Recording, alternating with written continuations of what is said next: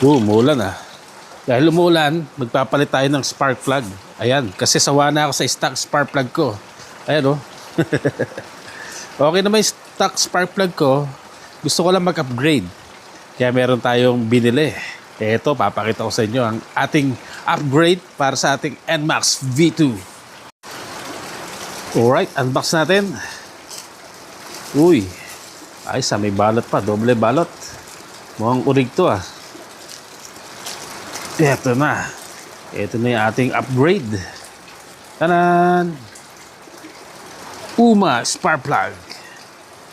Ayan oh. Mukhang legit yung store na nabili natin. Mura lang to mga idol. Ito oh, meron pang tanso. Ayos. Ito yung sinasabi ko sa inyong upgrade. Bukod ito yung pagkakaiba ng stock. Ayan, nag-iisa lang yung pinaka sumasalaw ng kuryente. Ayan. Ito, tatlo. Pag hindi pa gumanda yung sunog ng inyong combustion yan ewan ko lang.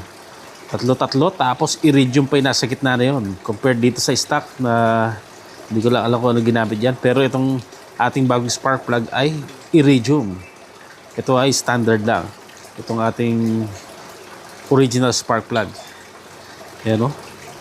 Mukhang may batakbo ng motor natin dito. Sabi nila nag-improve daw yung kanilang acceleration at yung tipid sa gas.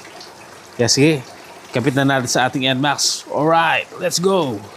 Sige, bago natin isalpak, check muna natin yung lakas ng kuryente niya. Alright? Sige, let's go. Ayan, ayan. Check natin ha. 1, 2, ready. Yun o. Nagwawala ah. Nagwawala yung kuryente natin. Ayos.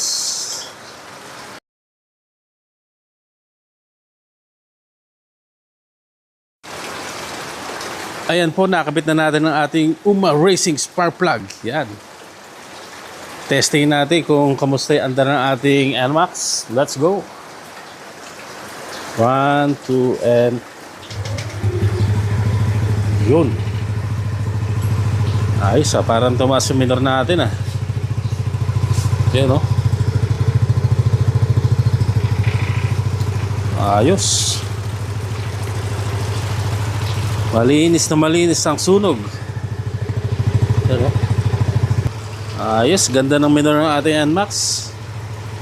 Mukhang effective itong ating Uma Racing spark plug. Ayun o, yung upgrade ng ating spark plug. Meron siyang 0.5 laser iridium, 3-prong ground, horsepower up, special gasket to keep CR. Hindi ko alam kung ano yung CR.